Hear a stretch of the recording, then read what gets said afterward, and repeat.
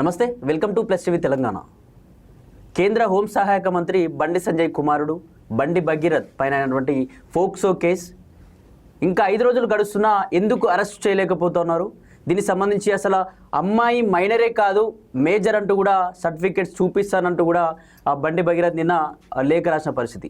అసలు ఏం జరగబోతోంది? అరెస్ట్ అయ్యే ఛాన్స్ ఉందా, లేకపోతే పొలిటికల్ ప్రెషర్తో బెయిల్ వచ్చే ఛాన్స్ ఉందా? అసలు ఏం జరుగుతుందని చెప్పేసి ఆ పూర్తి విషయాలు మాట్లాడదాం. మనతో పాటు EBC JAC chairman Vallapureddy Ravinder Reddy గారు ఉన్నారు. పూర్తి విషయాలు మాట్లాడే ప్రయత్నిద్దాం.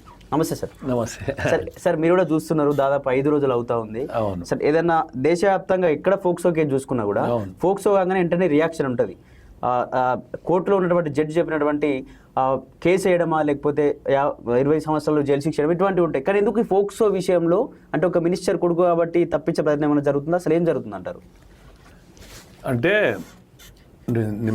మీరు అన్నది నిజమే. పోస్కో కేసులా చట్టం చాలా బలమైంది. అది ఎవరైనా బాధితులు వచ్చినప్పుడు తక్షణమే దాని మీద స్పందించాలి, ఇమీడియట్ చర్యలకు కూడా ఉపక్రమించాలి. కానీ ఇక్కడ కేంద్ర మంత్రి బండి సంజయ్ హోంశాఖ సహాయ మంత్రి ఉండడం, దీంట్లో తాత్సార్యం జరిగినట్టు స్పష్టంగా కనపడుతుంది. అందుకే కదా ప్రజాగ్రహం చాలా వరకు తెలంగాణ ప్రజలు మొత్తం జీర్ణించుకోలేకపోతున్నారు. ఎందుకంటే చట్టం ఇట్లుంటుందా, చట్టం సామాన్యులకు ఒక తీరుగుంటుందా, తర్వాత పెద్దోళ్లకు అంటే అధికారంలో ఉన్న వాళ్ళకు మంత్రుల కొడుకులకైతే ఇంకో తీరుగు ఉంటుంది అనేటువంటి భావన వచ్చింది. ఆ భావన రావడం వల్లనే కదా అందరూ ఇప్పుడు అందరిలాగా సర్వసాధారణంగా కేసు పెట్టి అతను రిమాండ్ చేసి జైలుకు పంపిస్తే ఇదన్నీ రాకపోయేది. ఈరోజు మనం అందరం చర్చించుకున్నా మాట్లాడుకున్నాం అంటే దాని ధర్మలానే అదే ప్రభుత్వం తీసుకోవాల్సినటువంటి చర్యలు తీసుకోవాలి. ఇక్కడ హోం మంత్రి కొడుకు పరారులు ఉందంటే అది చాలా సిగ్గుచేటు. మరి హోంమంత్రి కొడుకు పరారులు ఉండొచ్చా? అంటే పరారులు ఉండడానికి అవకాశం ఆస్కారం కల్పించడానికి వీలే లేదు. ఇక్కడ అమ్మాయి మైనర్ కాబట్టి చట్టం మీద ఆ చట్టం అనుసరించి కేసు అయింది కదా. ఇప్పుడు మైనర్ కాకపోతే పోస్కో కేసు అవుతుందా? కేసు పెట్టింది పోలీసు వాళ్ళే కదా. మరి పోలీసు వాళ్ళు పెట్టిన చట్టం ప్రకారంగా కేసు అయినప్పుడు పట్టుకురావాలి కదా, రిమాండ్ చేయాలి కదా. కాబట్టి నేనేమంటున్నా అంటే ఇక్కడ తక్షణమే జైల్లో పెట్టాలి, బండి భగీరథను జైల్లో పెట్టాలి, బండి సంజయ్ను బర్తరఫ్ చేయాలి. బండి సంజయ్కి ఏం సంబంధం అని అంటే నిజమే కొడుకు తప్పు చేస్తే తండ్రి బాధ్యుడు కాదు, కానీ తండ్రి ఇక్కడ బాధ్యుడయ్యిండు. అంటే ఎట్లా బాధ్యుడయ్యిండంటే తను ఈ విషయాన్ని తన దృష్టికి వచ్చినప్పుడు తను శిక్షించడానికి లేదా చట్టపరంగా చర్యలు తీసుకోవడానికి ఒక మంత్రి హోదాలో ఉన్నాడు కాబట్టి పోలీస్ స్టేషన్లకు అప్పచెప్పాలి, తన నిజాయితీని నిరూపించుకోవాలి. మరి అట్లా చేయకుండా కేసు నుంచి తన కొడుకును తప్పించడానికి చేసిన ప్రయత్నాలుగా కనపడుతున్నాయి. అందులో భాగంగానే అంతకుముందు నా మీద కొంతమంది ఏదో నిందలేయాలనో నన్ను ఏదో బదనాం చేయాలనో చూస్తున్నారని చెప్పడం, తర్వాత రెండవది ఎవరు నేను వదిలిపెట్టనని బెదిరించడం, ఈ రెండిట్లుంటే అసలు తన గొయ్యి తానే తవ్వుకున్నాడు బండి సంజయ్. ఇప్పుడు హనీ ట్రాప్ కేసు ఏందండి? నువ్వు హనీ ట్రాప్ కేసు పెట్టినావంటేనే నువ్వు ఏదో లొసుగు వెతికి ఈ కేసు నుంచి నువ్వు తప్పించుకోవడానికి నువ్వు చేసినటువంటి ఐడియా. కానీ నువ్వు అది ఐడియా అనుకుంటున్నావు, కానీ అక్కడ దొరికిపోయినావు. నీకుగా నువ్వే నేను ఈ తప్పు చేసిందని నువ్వు కేసు పెట్టినావు, ఫిర్యాదు చేసినావు. కానీ ఎప్పుడు కూడా ఒక మైనర్ కేసులో ఈ చట్టం ఏం చెప్తుందంటే ఒక మేజర్ ఉన్నప్పుడు అది ఇష్టపూర్తిగానా అనేది ఇక్కడ వర్తించదు, ఈ చట్టంలో వర్తించదు. కాబట్టి ఈ చట్టాన్ని ఏదో నువ్వు బూచిగా చూపి ఈ చట్టంలో ఏదో ఒక లొసుగును వెతుక్కొని నువ్వు తప్పించుకోవాలనేటువంటి ప్లాన్ చేసినావు అనేది అక్కడ అర్థమైంది. అక్కడ నీ ప్లాన్ బదులు నువ్వు చిక్కిపోయినావు, దొరికిపోయినావు. కాబట్టి తక్షణమే రాజీనామా చేయాలి నువ్వు, లేదా కేంద్ర ప్రభుత్వం నరేంద్ర మోడీ గారు బర్తరఫ్ చేయాల్సినటువంటి అవసరం ఉంది. అంటే ఇక్కడ బీజేపీ కావచ్చు, బండి సంజయ్ కావచ్చు, ఏం ఆరోపిస్తున్నారంటే దీనికి సంబంధించి కావాలనే ఒక మినిస్టర్, నేషనల్ మినిస్టర్ కొడుకు కాబట్టి కావాలనే ట్రాప్ చేసింది డబ్బుల కోసం. దాదాపు ఇప్పటివరకు 2 కోట్ల వరకు కూడా డబ్బులు తీసుకుని అందుకే అన్ని ట్రాప్ పెట్టాల్సి వచ్చింది. మా కొడుకు ఎటువంటి తప్పు లేదు, తప్పు చేస్తే ఖచ్చితంగా చట్ట ప్రకారం నా కొడుకైనా సరే రాజ్యానికి నా అప్పచెప్తా, పోలీసులకు అప్పచెప్తా అని చెప్పేసి బండి సంజయ్ ఏడుస్తూ మాట్లాడినాను. అవును, పోలీసులకు అప్పచెప్తున్నావు, మరి ఎఫ్ఐఆర్ ఇష్యూ అయింది మీరు అన్నట్టు, మరి ఎందుకు పోలీసులకు అప్పచెప్పలేదు? పరారులు ఎందుకు చూపించారు? అబ్స్కాండింగ్ అని ఎందుకు చూపించారు? నెంబర్ 1. నెంబర్ 2, నువ్వే ఏం చేసినావు? ఈరోజు నిన్న ఒక లేటెస్ట్ ఈమెయిల్ పంపినావు. అవును, ఏమని? నేను 15వ తారీఖు హాజరైతాని. మరి 15వ తారీఖు హాజరైతాను అనివి నువ్వు ఎందుకు పోలీసు వాళ్ళను కలుసుకోలేదు? నువ్వు స్వయంగా పోలీసు వాళ్ళకి వచ్చి వాళ్ళతోటి నేను పూర్తిగా మీకు సహకరిస్తాను ఎందుకు చెప్పలేదు? మరి అతను నిందితుడు కాబట్టి చెప్పలేదు. మరి నువ్వు ఒక హోంమంత్రిగా ఉన్నావు కదా, అంతరంగిక భద్రతలు అన్నీ నీతోటే ఉన్నాయి కదా, దేశానికి కదా హోంశాఖ సహాయ మంత్రి. మరి నీ కొడుకును నువ్వెందుకు తీసుకొచ్చి అప్పచెప్పలేదు పోలీసు వాళ్ళకు? పోని అప్పచెప్పలేదు. మరి పోలీసు వాళ్ళు పట్టుకోవట్లేదా? వెతికితే దొరకట్లేదా? అంటే పరారులు అంటే వెతికితే దొరకలేదన్నట్టే కదా. అవును, మరి పరార్ల ఒక హోంమంత్రి కొడుకు పరారులో ఉండొచ్చా? పరారులు ఉంటాడా? పరారులు ఒకవేళ పరారులు ఉన్నాడు అనుకో, మరి నువ్వేం చేసినావు? హోంశాఖ మంత్రి కొడుకుగా నా కొడుకు పరారులు ఉన్నాడు అని అన్నా నువ్వు ఒక దరఖాస్తు చేయాలి పోలీస్ స్టేషన్లో, లేదా నా కొడుకు ఆచూకీ దొరకట్లేదన్నా నువ్వు ఇవ్వాలి కదా, చేయాలి కదా. మరి ఇవన్నీ చేస్తలేవంటే నీకు అనుసరణలే కదా. అంటే ఏ విధంగానైనా నీ కొడుకును తప్పియడానికి నువ్వు ప్రయత్నం చేస్తున్నావు అనేది అది కనపడుతుంది. పైగా నువ్వు బెదిరిస్తున్నావు. ఎవరికేం అవసరం? నీ కొడుకును ఇప్పుడు నిందితునిగా చూడాలని ఎవరు కోరుకుంటారు? ఎవరికేం అవసరం? కాకపోతే సమాజంలో బాధ్యతగా వ్యవహరించాలని కోరుకుంటారు. మంత్రి అయితే, మంత్రి కొడుకు అయితే ఇష్టారీత్యా చేయాల్సినటువంటి అవసరం ఉందా? నేర ప్రవృత్తి గతంలో ఉన్నటువంటి పరిస్థితులను బట్టి నీ కొడుకు యొక్క నేర ప్రవృత్తి కనపడుతున్నది. నువ్వు దాన్ని చక్కదిద్దుకోవాల్సినటువంటి అవసరం ఉండే, నువ్వు చక్కదిద్దకపోవడం వల్ల ఇక ఈ ఇష్టం వచ్చినట్టు ఇష్టారీత్యా వ్యవహరించండి నీ కొడుకు. ఏ తల్లిదండ్రులైనా నేను కూడా చెప్తా, తల్లిదండ్రులు తప్పు చేయమని అనరు, కానీ ఇక్కడ నీ కొడుకు యొక్క వ్యవహార శైలి తెలిసినప్పుడు నువ్వు బాధ్యతాయుతంగా వ్యవహరించాల్సి ఉండే. అవును, అట్లా వ్యవహరించకుండా నీ గొయ్యి నువ్వే తవ్వుకున్నావు. హనీ ట్రాప్ కేసు పెట్టడం కానీ, అతన్ని నిందితుడు కాదని తప్పించడంలో కానీ, ఈ విధంగా నువ్వు చేసినటువంటి ఉపక్రమించినటువంటి చర్యలే ఈరోజు ప్రజాగ్రహానికి చవి చూడాల్సిన పరిస్థితి ఏర్పడ్డది. ఈనాడు తెలంగాణ పౌర సమాజం అంతా కూడా అయ్యో అమ్మాయి అభాగ్యురాలు, అమ్మాయికి అన్యాయం జరుగుతుంది, అమ్మాయి మనోవేదనకు గురైంది, ఈ అమ్మాయికి రక్షణగా నిలబడాలి అనేది బలంగా వచ్చేసింది. ఇంకొకటి నేను అడుగుతున్నా, అసలు ఈ చట్ట ప్రకారంగా అమ్మాయి యొక్క ఆచూకీ కానీ, అమ్మాయి యొక్క చిరునామా కానీ, అమ్మాయి యొక్క ఫోటోలు కానీ బయటికి రావడానికి వీల్లేదు. ఇప్పుడు ఇవన్నీ ఎట్లా బయటకు వస్తున్నాయి? ఇప్పుడు చట్టము ఇప్పుడు అమ్మాయి ఎవరిని ఆశ్రయించింది? పోలీసులను ఆశ్రయించింది. విషయం ఎవరికి తెలుసు? పోలీసులకు తెలుసు. మరి ఇప్పుడు ఎందుకు బయటకు వస్తున్నాయి ఇవన్నీ? అంటే నువ్వు బలమైన వ్యక్తి కాబట్టి, నువ్వు అధికారంలో ఉన్న వ్యక్తి కాబట్టి నువ్వు అమ్మాయి యొక్క జీవిత రహస్యాలు బయట పెడుతున్నావు. మరి బయట పెట్టడానికి వీల్లేదు. కాబట్టి ఏదైనా ఇట్లా బయట పెట్టినా కూడా వాళ్ళ మీద కూడా తక్షణమే పోలీసులు చర్య తీసుకుంటారు. ఫోటోస్ వీడియోస్ బయటకు రావడంలో పాత్ర పోలీసులు కూడా ఉందని అనుకోవచ్చు అంటారు. అరే మరి లేకపోతే ఎట్లా వస్తుంది? పోలీసుల పాత్ర లేదనుకో, ఎవరో నిందితులను పట్టుకో, అవును, నిందితులను పట్టుకొని చర్యలు తీసుకో, లేదా బయట పెట్టిన వాళ్ళు ఎవరో బయట పెట్టు.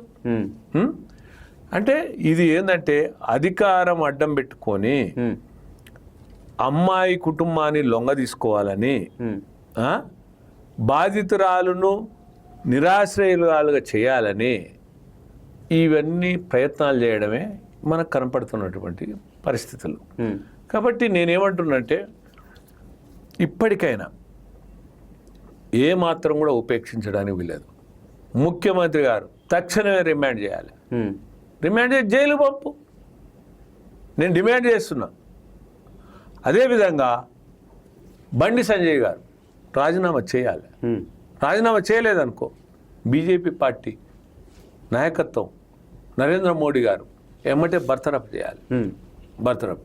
అదేవిధంగా అమ్మాయిని యొక్క ఆచూకీని కానీ అమ్మాయి ఫోటోలను కానీ ఎవరైతే షేర్ చేయడమో, ఎవరైతే ఈ విధంగా అమ్మాయి యొక్క క్యారెక్టర్ మీద ఏదైతే ఉన్నదో వారి మీద కూడా కఠిన చర్యలు తీసుకోవాలి. ఏ అమ్మాయి కూడా ఆడపిల్ల అంత ఈజీగా బయటికి రాదు. అవును, ఎంతో మనోవేదనకు గురైనప్పుడే ఒక పోలీస్ స్టేషన్కి వస్తుంది. పోలీస్ స్టేషన్కి వచ్చినప్పుడు పోలీస్ స్టేషన్ రక్షించాల్సిన బాధ్యత, నిందితుల మీద చర్యలు తీసుకోవాల్సినటువంటి బాధ్యత. కానీ అట్లా చేయకుండా పోలీసు వాళ్ళు కూడా ప్రేక్షపాత్ర పోయించారు. కాబట్టి ఆ స్టేషన్ హౌస్ ఆఫీసర్ను కూడా అరెస్ట్ చేయాలి, రిమాండ్ చేయాలి, సహా నిందితునిగా చేర్చాలి. అంటే పోలీసులు కూడా రేవంత్ రెడ్డి వాళ్ళకి క్వశ్చన్ చేసినట్టుగా తెలిసింది. అంటే ఎందుకు రిమాండ్లోకి తీసుకోవాలి, ఎందుకు ఇన్ని రోజులు ఆగాల్సి వచ్చిందని అడిగితే ఆ రోజు మోడీ వచ్చిండు, మోడీకి మేము కట్టుదిట్టమైన ఏర్పాట్లు చేయాలి కాబట్టి, బందోబస్తు చేయాలి కాబట్టి అందుకే అరెస్ట్ చేయలేకపోయినామని చెప్పేసి ఇటువంటి ఆన్సర్ అసలు ఇనుంటామన్నా ఎక్కడైనా నిజంగా? ఇది నవ్వుకునే మాట, ఇది దిగుత్సాహకరమైంది. ఎందుకంటే అసలు పోలీసులకు చేయాల్సిన పనులు వేరున్నాయి. ప్రధానమంత్రి భద్రత అనేది అతనికి ఉన్నటువంటి భద్రత ఒక రకమైనటువంటి సపరేట్ ఉంటుంది. భద్రతకు దీనికి ముడిపెట్టాల్సింది కానే కాదు. అసలు వాళ్ళ నిస్సహాయత చాటుకుంటారు పోలీసు వాళ్ళు, వాళ్ళ విధి నిర్వహణ లోపం వాళ్ళే చెప్పుకుంటారు. అట్లా దాని కాబట్టి పోలీసు వ్యవస్థ మీద నమ్మకం పోయే విధంగా చేస్తున్నారు. అంటే ఇంక ఏం భద్రత కల్పిస్తారు సామాన్యులకు? అంటే మంత్రులు ఏమున్నా తప్పు చేయొచ్చు, అధికారంలో ఉన్నవాడు ఏ విధంగా తప్పు చేయొచ్చు. అంటే ఒళ్ళు దగ్గర పెట్టుకొని పాలించాలని తెలియదా వాళ్ళకు? కాబట్టి నేను ఖబర్దార్ అని హెచ్చరిక చేస్తున్నా. పోలీసు వాళ్ళు కూడా ఇట్లా మాట్లాడడం కరెక్ట్ కాదు. వాళ్ళ విధి వాళ్ళు మర్చిపోయారని చెప్పాలి. అందుకనే వాళ్ళ మీద కూడా చర్యలు ఉపేక్షించకుండా చర్యలు తీసుకోవాలి. నేను అందుకనే పోలీసు వాళ్ళ మీదనే బాధ్యులుగా చేసి చర్యలు తీసుకోవాలని డిమాండ్ చేస్తున్నా. అంటే ఒక సాగు చూపించి ఇట్లా తప్పించుకుంటారా? ప్రధానమంత్రి భద్రతకు సంబంధించిన అంశం అది చూడాల్సిన వాళ్ళు చూస్తారు, వాళ్ళ సెక్యూరిటీ చూస్తుంది. కేంద్ర బలగాలు ఉంటాయి, రాష్ట్ర బలగాలు ఉంటాయి, సెక్యూరిటీ చేసే వాళ్ళు వేరే విధంగా ఉంటారు, ఇంటెలిజెన్స్ ఇదొకటి.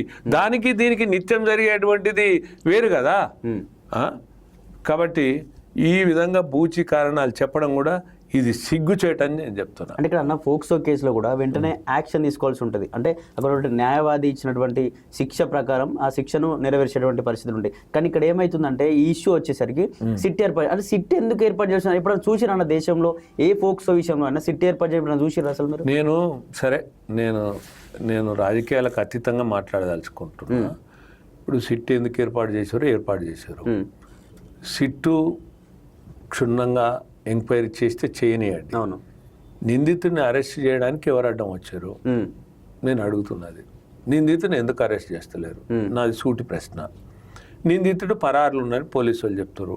ఒక హోంశాఖ మంత్రి కొడుకు పరారులో ఎట్లుంటాడు? పరారులు ఉన్నప్పుడు పోలీస్ స్టేషన్లో పరారులు ఉన్నానైనా ఫిర్యాదు చేయాలి. తండ్రి నా కొడుకు పరారులు ఉండని ఫిర్యాదు చేయాలి, లేదా తండ్రి నా కొడుకు ఆచూకీ తెలవట్లేదని ఫిర్యాదు చేయాలి. అదర్వైజ్ లేనప్పుడు అతని ఇంట్లున్నట్టే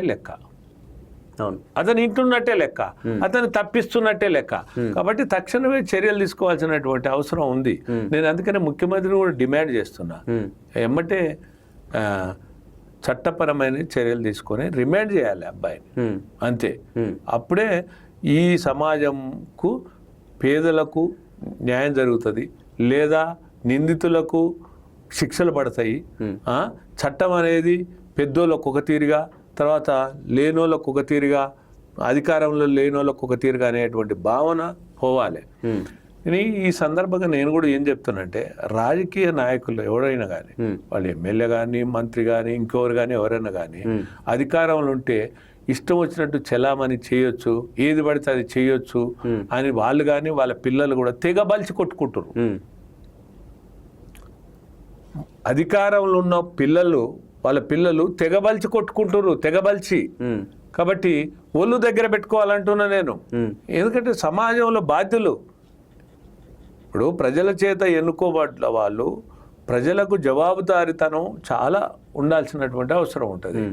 వాళ్ళే ఈ విధంగా వికృతాలకు అకృతాలకు పాల్పడితే ఇంకేముంటుంది, జవాబుదారీతనం ఉండదు కదా. అందుకనే ప్రజలు తిరుగుబాటు చేస్తారు. ప్రజలు తిరుగుబాటు చేస్తే తట్టుకోలేరు. ప్రజల్లో ఆ ఆక్రోశాన్ని ఆ కోపాన్ని పెంచొద్దు. ఆ భావన వచ్చేస్తుంది. ఇటువంటి ఏది రాజకీయ నాయకులు ఎవరైతే ఉన్నారో వాళ్ళు అధికారంలోకి వచ్చిన తర్వాత వాళ్ళు ప్రవర్తించే అసభ్యకరమైనటువంటి తీరు ఏదైతే చూసిన తర్వాత ఒక రకమైనటువంటి ఏ భావన వస్తుంది వీళ్ళ యొక్క తీరును గమనించిన తర్వాత.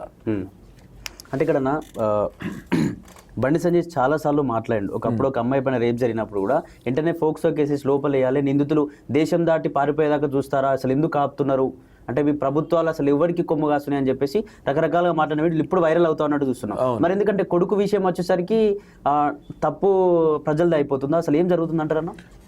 అది కాదు, అంటే తనకు గురిగింజ నీతి అంటే తనకు వచ్చే వరకు ఒక నీతి అన్నట్టు.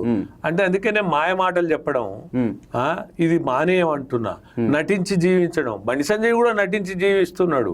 దీన్ని బట్టి స్పష్టంగా అర్థమవుతుంది ఈ నటించి జీవించడం. లేకపోతే శ్రీరాముని మీద ఏందంటే అది నాకు అర్థం కాదు. దేవుడి యొక్క పేరును కూడా అపవిత్రం చేయడం ఏంది? నీ ఇంట్లో ఉన్న నీ కొడుకును చక్కబెట్టి సమాజం గురించి నువ్వు ఏది మాట్లాడినా నమ్ముతారు. కానీ అది కరెక్ట్ కాదు. ఇప్పుడు ప్రజలను ఒక దిక్కునంగా మోసం చేస్తున్నట్టే ప్రజలు ఏది పడితే అది నమ్ముతారు అనేది భ్రమలా ఉండడం తప్పు. చాలా చైతన్యవంతమైన సమాజం. ఈ నమ్మియాలని ఇక చూడకండి. ఇక నుంచి ఆ ప్రయత్నం చేస్తే ఇంకా మీరు ఇక పోలీస్ కంటే ఇంకెక్కువ చాలా అది ఎట్లా అనిపిస్తుందంటే వీళ్ళ మాటలు చూస్తే గారడి విద్యలాగా అయిపోయింది. మనం ఏది చేసినా చెల్తుంది, ఏది మాట్లాడినా ప్రజలు నమ్ముతారు అనేటువంటి భావనతోటి వీళ్ళు ఉన్నారు. దానికి స్వస్తి పలకమని నేను మన ప్లస్ టీవీ ద్వారా హితవు పలుకుతున్నాను. అన్న చివరిగా అసలు ఏం జరిగే ఛాన్స్ ఉందంటారా? నేనేమో 15 తారీఖు నేను అసలు ఆమె మైనర్ కాదు మేజర్ మాత్రమే అని చెప్పి పూర్తి డాక్యుమెంట్స్తో నేను మీ దగ్గరికి విచారణకు హాజరవుతానడం, పరాల్లో ఉన్నాను, లేకపోతే రేవంత్ రెడ్డి ఇంటనే దాచిను అని చెప్పేసి కొందరు మహిళా సంఘాలు కూడా మాట్లాడుతున్నారు. చివరిగా అసలు అరెస్ట్ అయ్యే ఛాన్స్ ఉందా? ఫోక్సో విషయంలో ఏం జరిగే ఛాన్స్ ఉందంటారు? తప్పకుండా అరెస్ట్ చేయాల్సిందే. అరెస్ట్ అవుతాడు. చట్టం నుంచి తప్పించుకోలేడు. ధర్మం ఎప్పుడు ధర్మంగానే ఉంటుంది. కాకపోతే కొంతమంది వ్యక్తులు ఏదో విధంగా చట్టంలో ఉన్నటువంటి లొసుగులను ఏదో వెతికి ఏదో చట్టం నుంచి తప్పించుకుంటామంటే తప్పించుకోలేరు. ప్రజాగ్రహం కూడా ఎదురు చూడక తప్పదు, చవి చూడక తప్పదు. ఈ పౌర సమాజం కూడా చాలా వీరి యొక్క వికృత చేష్టల మీద చాలా హేయభావంగా ఉన్నారు. రైట్, థ్యాంక్ యూ అన్న. నమస్తే.